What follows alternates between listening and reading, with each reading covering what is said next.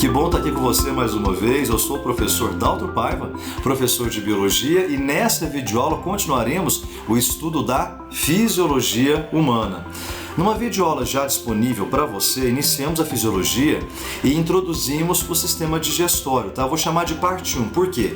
Nessa videoaula parte 1, eu mostrei apenas para você o tubo digestório, né? Ou o trato digestório, por onde o alimento entra, por onde o alimento passa e por onde o alimento sai. Olha, não dá para entender sistema digestório sem primeiro conhecer o trajeto do alimento, né? Por onde entra, por onde passa e por onde sai.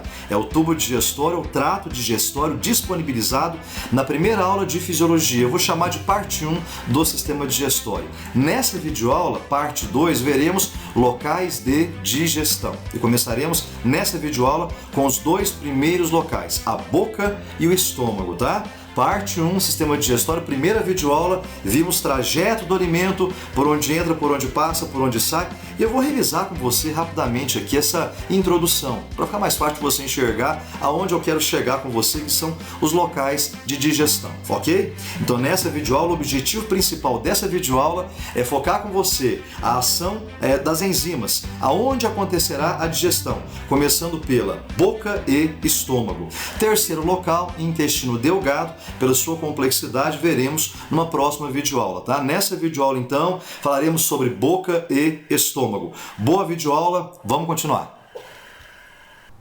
Bom, inicialmente eu quero relembrar com você o que vimos na primeira parte do sistema digestório, na primeira aula sobre sistema digestório, né? Eu quero relembrar com você o trajeto do alimento, por onde entra, por onde passa e por onde sai. Como já comentamos aqui, antes de eu conhecer as enzimas, local de atuação de cada enzima, função de cada uma, ação hormonal, primeiro, o que interessa é o trajeto. Então, bem rapidamente, tubo digestório ou trato digestório. Eu estou relatando sistema digestório humano, né? Por onde o alimento entra, por onde o alimento passa e por onde o alimento sai. No nosso caso, começa com a boca, termina com o ânus, tubo digestório completo, porque começa com a boca e termina com o ânus. Em alguns animais existe cloaca, como comentado na primeira videoaula sobre sistema digestório, né? Então vamos revisar. Quando eu falo ânus, eu tenho dois animais entre os vertebrados que me interessa decorar, né? O peixe ósseo, que é o chamado osteícte, ele tem ânus, além do nosso caso,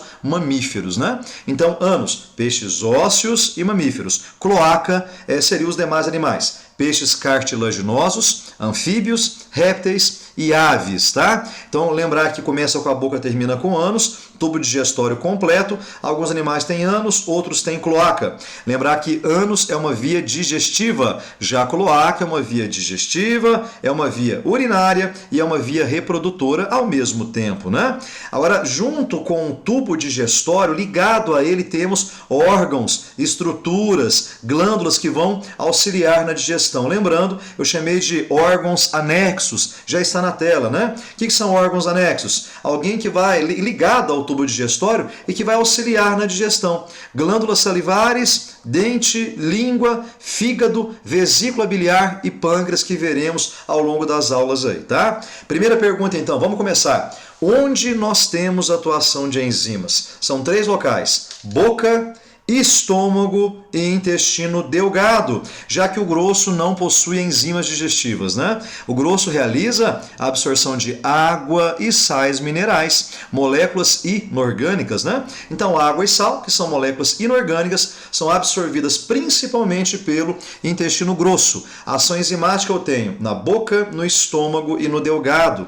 Nós conhecemos o trajeto na primeira videoaula sobre sistema digestório. Nessa videoaula, começaria a falar para você das enzimas, né? Enzima que atua na boca, enzima que atua no estômago e enzima que atua no delgado. Rapidamente, abertura de entrada boca, logo após a boca faringe, canal que é comum a 2 sistemas. Você lembra disso ou não? Faringe é comum ao sistema digestório e ao respiratório. No respiratório, faringe, laringe, laringe. tem a ver com cordas vocais, pregas vocais, não é isso? Faringe, laringe, sistema respiratório. Neste sistema que estamos vendo agora, digestório, faringe, esôfago. Veremos uma figurinha, um desenhozinho bonitinho. Então, um canal bem longo que dá acesso ao estômago. O estômago, a ação de enzimas. Logo após, intestino, que divide-se em dois, didaticamente dizendo. Intestino delgado, intestino grosso. Grosso absorve água e sais. E abertura de saída eu tenho ânus, né? Então, vamos começar com a primeira abertura, que seria a boca, né? Na boca temos a primeira ação enzimática do sistema digestório humano. Inicialmente, na boca temos dois mecanismos de digestão. Digestão química, também chamada enzimática, e digestão física, também chamada mecânica. Olha, entenda, digestão química, porque é chamada também de enzimática, porque a química é aquela que se passa na presença de enzimas, tá? Se não houver enzimas, não pode ser chamada de química, será chamada de física ou mecânica. Na boca, quem faz a física ou mecânica? Dentes, triturando as partes maiores em partes menores, para que fique mais fácil de você deglutir, para você engolir o alimento. E, obviamente, a língua também ajuda a amassar o alimento contra o céu da boca, que é o palato, né? Ajuda a amassar o alimento e também compactar o alimento, misturando o alimento também com a saliva, umedecendo o alimento, também ficando mais fácil de você engolir, né? Então, na boca eu tenho ação mecânica ou física, principalmente pelos dentes, né? E pela língua.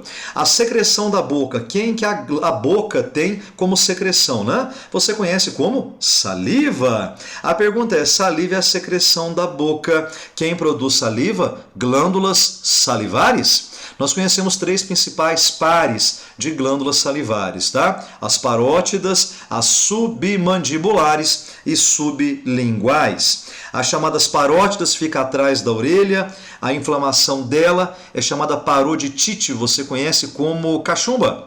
A submandibular fica abaixo da mandíbula e sublingual abaixo da língua e ambas produzem saliva, tá? A saliva, na verdade, é uma secreção formada principalmente de água, sais minerais e a enzima que me interessa nessa videoaula, tá? É a enzima presente na saliva, você conhece como amilase salivar ou até mesmo pitialina.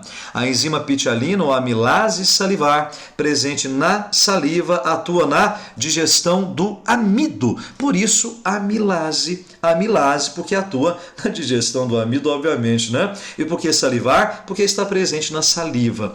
Lembrar que na boca o amido, na verdade, é quebrado em moléculas de maltose e não em glicose, tá? Lembrar que a maltose é um disacarídeo. Se o amido vira maltose, na boca só há digestão de amido e não absorção. Aliás, amido é um carboidrato grande, que é convertido em quê? Em maltose, que ainda é um carboidrato um pouco grande. Então você não absorve nem amido e nem maltose. A maltose no futuro será convertida em glicose. Aí você vai absorver, menininho e menininha, certo? Então entenda desde já também uma regra da aula. A digestão, ela se inicia em alguma parte do sistema digestório e vai ser finalizada no delgado. Ou seja, a digestão de amido começa na boca e vai ser finalizada no delgado, ok?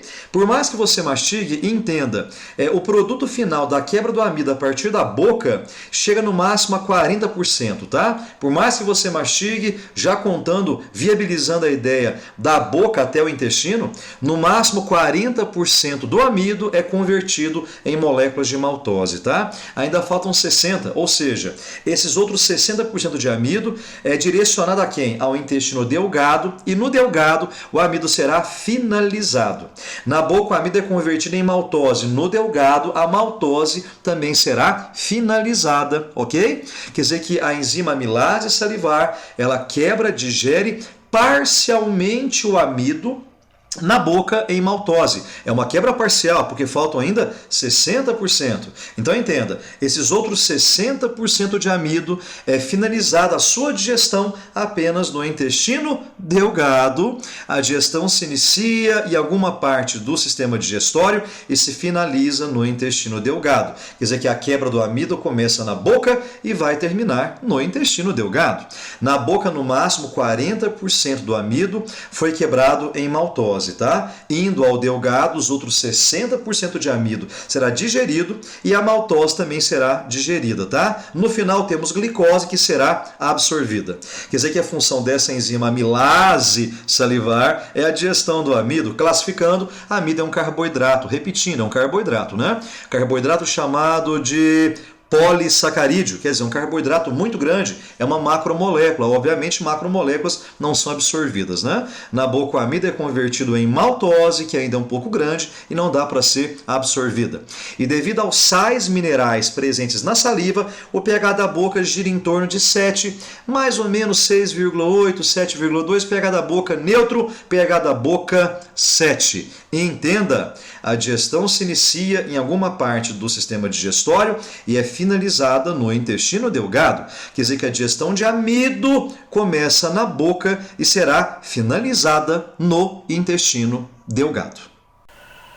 Bom, então fechando o resumo da boca inicialmente, né? Na boca nós temos então digestão física, também chamada mecânica, pela ação de dentes e língua, e digestão química, também chamada enzimática. Química é aquela que se passa na presença de enzimas, não é isso? A principal enzima que atua na boca, na cavidade bucal, é a enzima amilase, porque digere o amido, amilase salivar, presente na saliva ou pitialina.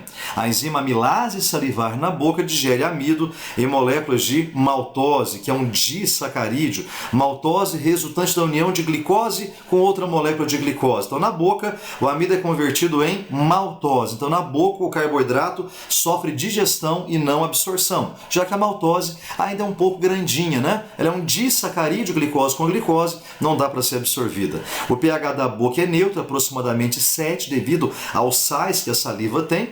E é bom lembrar também que a digestão de amido começa na boca, mas vai terminar no delgado. Parte do amido foi quebrada na boca em maltose, não é isso? No delgado, o restante do amido será quebrado e a maltose também. Fechamos a ideia? Continuando, estômago. Digestão na boca encerrada, né? Então a enzima pitialina ou amilase salivar, presente na saliva, digere o amido na boca. O próximo local de digestão que nós visualizaremos, obviamente, é essa bolsa dilatada, bonita, que você conhece como estômago, né? A pergunta é, quem dá acesso ao estômago? Um canal que você conhece como esôfago. Vamos lembrar, tubo digestório? A abertura de entrada, boca, logo após a boca, um canal chamado de faringe, que é um canal bem curtinho, a faringe, e a faringe dá acesso a dois sistemas. Faringe dá acesso ao sistema respiratório a partir da laringe, e aqui faringe, esôfago, dando acesso ao estômago, né? O que marca o esôfago? Peristaltismo, também chamado ondas peristálticas ou movimentos peristálticos. Aí vem assim para você. Defina peristaltismo. O que eu poderia dizer? São contrações involuntárias, porque não depende da vontade do indivíduo, além de involuntárias e lentas também, da musculatura chamada lisa do tubo digestório. Isso é peristaltismo.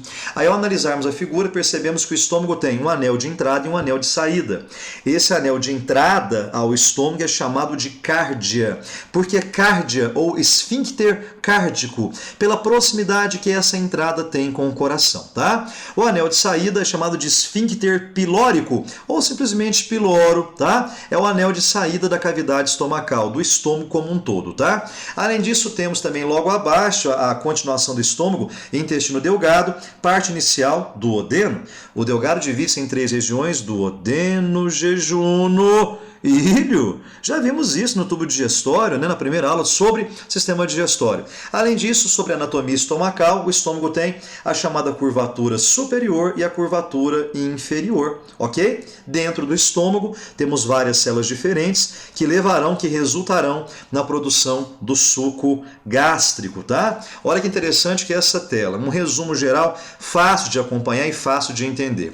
Secreção principal do estômago é o suco gástrico. Lembrar que o estômago também produz hormônios que veremos na próxima videoaula, tá? Então, na verdade, o estômago tem duas principais secreções. Interna, que é o suco gástrico, e, obviamente, aquela que é jogada na corrente sanguínea, que será o hormônio chamado de gastrina, tá? Então, por enquanto, secreção estomacal é o suco gástrico. O suco gástrico, veremos numa próxima videoaula, tem dois principais componentes, o HCl e o pepsinogênio, que será convertido em pepsina. Assunto da próxima videoaula. Por enquanto, entenda a principal enzima que atua no estômago, tá? Secreção estomacal é o suco gástrico, composto de HCl e pepsina. Pessoal, entenda, dentro do estômago, nós temos vários tipos de células, tá? As principais, que você pode querer decorar, chama células principais e células parietais. As células principais resultam na produção de pepsina. Já as células parietais produzem HCl, que deixa o pH estomacal girando em torno, como na tela, 1,8 a 2,2, extremamente ácido, tá? A enzima já ativa no suco gástrico é chamada de pepsina, e essa enzima pepsina, presente no suco gástrico, realiza a digestão de proteínas. Lembrar que a digestão de proteínas se inicia no estômago e se finaliza no intestino delgado. Mais uma vez, a digestão se inicia em alguma parte do sistema digestório e se finaliza no intestino delgado. Vamos lembrar, a quebra do amido começa na boca e vai ser finalizada no intestino delgado. A digestão de proteínas, a quebra de proteínas começa aqui no estômago e vai ser finalizada no delgado. Quer dizer que a enzima pepsina, juntamente com a HCl, pertencem ao suco gástrico, que é uma secreção estomacal, além do hormônio que veremos na próxima videoaula, que é o hormônio gastrina, tá? A enzima pepsina é uma enzima ativa que realiza a digestão de proteínas, que será finalizada no intestino delgado.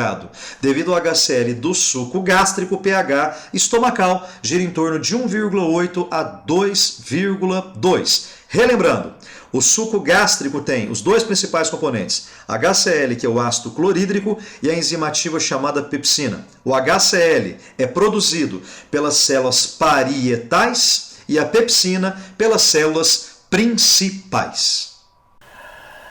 Bom, então fechando a digestão no estômago, um resuminho, né? Vimos agora que o estômago então produz o suco gástrico, gastrina, gastrite, gastro quer dizer estômago, tá? O suco gástrico produzido pelo próprio estômago contém uma enzima que é a pepsina, né? Pepsina, que digere proteínas. A digestão de proteínas começa no estômago e vai terminar no delgado, no intestino delgado. A digestão de proteínas começa no estômago e vai terminar no intestino delgado, tá? O pH estomacal gira em torno de 1,8 a 2,2. Ele é bem ácido devido à acidez provocada pelo HCl, que é o ácido clorídrico presente no suco gástrico, tá? O objetivo de uma próxima videoaula é mostrar para você como que o estômago foi incentivado a produzir suco gástrico. Para começar a pensar um pouquinho, tá? A produção do suco gástrico pelo estômago é incentivada principalmente pela ação de um hormônio produzido por ele mesmo, tá? O hormônio chamado de gastrina. Esse hormônio gastrina estimula a produção do suco gástrico, que contém principalmente pepsina, que digere proteínas, e HCl, que deixa o pH estomacal ácido em torno de 1,8 a 2,2. Bom, nessa videoaula então fechamos os dois primeiros locais de digestão. Falamos da boca e do estômago. Lembrar você que essa videoaula de fisiologia digestória é uma aula direta para você que está prestando vestibular. Em uma próxima videoaula aprofundaremos um pouco mais sobre estes locais. Nessa videoaula, bem direto, sem complicações, nome da principal enzima, função da enzima e qual é o pH. Então nessa aula fechamos boca e estômago. Próxima videoaula, intestino delgado, com as suas principais enzimas, tá? Acesse o site www.biodaltro.com ou biodaltro.com e faça exercícios. É hora de repetição. Acesse o site, ícone Fisiologia, Sistema Digestório e faça exercícios. Beijo, Daltinho, mais uma vez. Que bom, como sempre, estar aqui com você. Um grande abraço. Tchau.